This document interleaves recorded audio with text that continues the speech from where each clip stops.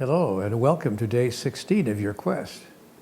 We're going to discuss today a behavior that is engaged in by virtually every business, every religion, every educational institution, every doctor, every lawyer, every sibling in every family, and frankly, just about everyone you know.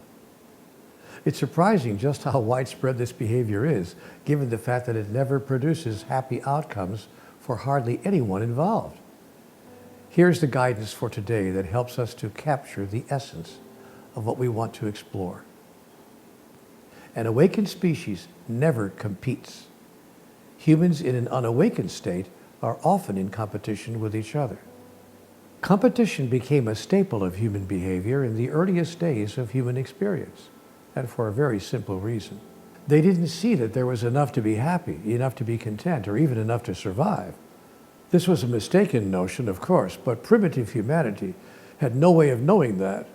Only as we have matured as a species has it become apparent to us that there's more than enough of all that we need. We still don't have the experience of this as a species, but that's not because there's not enough. It's because, well, there's no will within the collective human heart to share in a way that no one has to go without.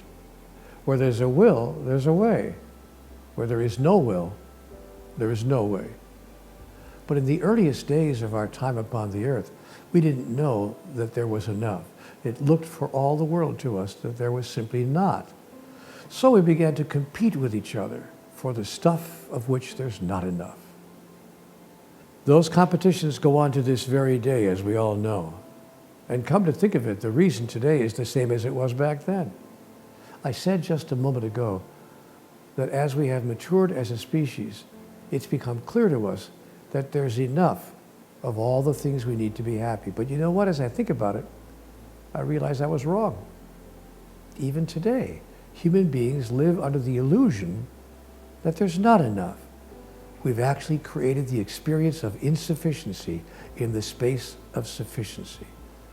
We've touched on this before in this program, so we're not going to go over it again here, but we'll simply note that our competitions have never ended.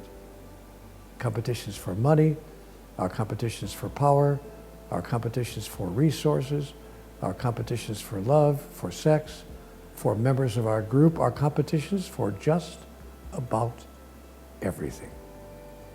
We're even in competition for God. We call those competitions religion. We call our other competitions good business, or sport, or fair game.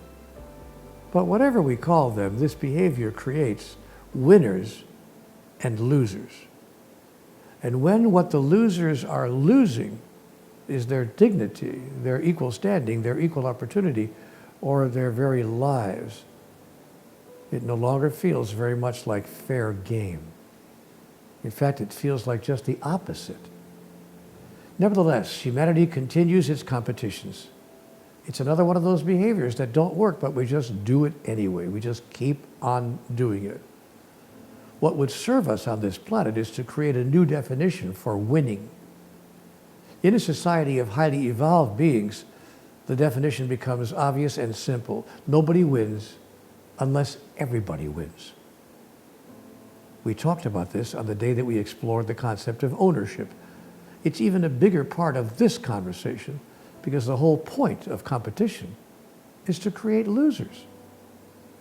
Now, when the point of anything is to create a loser, how elevated can that activity be? What level of wonderfulness can such an activity claim?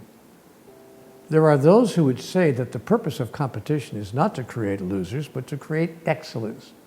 Being in competition with another, they say, makes people and organizations strive for a higher level of performance, which, it is claimed, will produce a grander outcome. But is this in fact what competition is producing in most human endeavors? In most human endeavors, business, relationships, political activity, religious outreach, nonprofit undertakings, wouldn't cooperation produce a better outcome?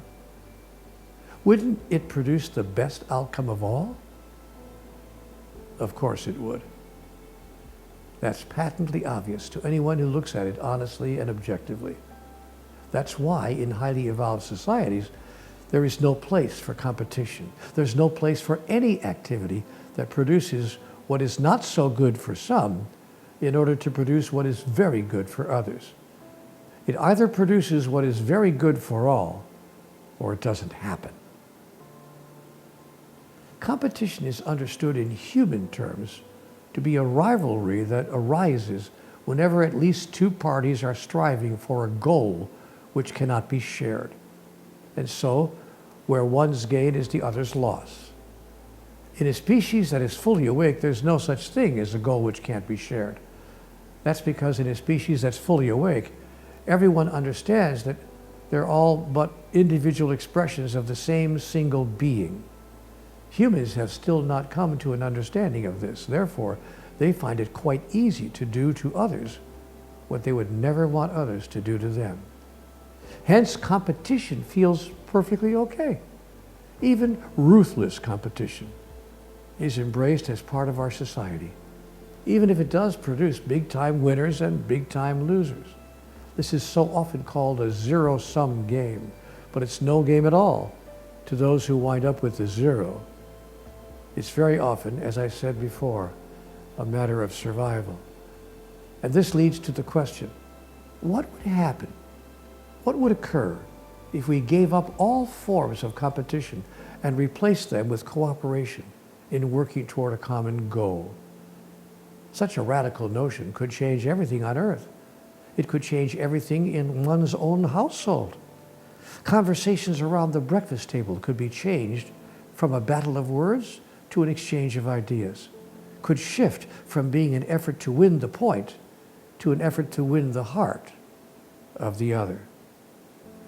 Here then is today's assignment. Number 1, take a look at the world around you and, for the mental exercise of it, decide in which areas of life you can envision where cooperation could replace competition in a particular activity. Then write a short description in your awakening journal of how that could work. Look to see what global or community organizations or projects this inspires you to support. Number 2, see if you can honestly identify any ways in which you compete with other people in your life. Anything from being first in line at the airport counter to winning the point of an argument with a partner.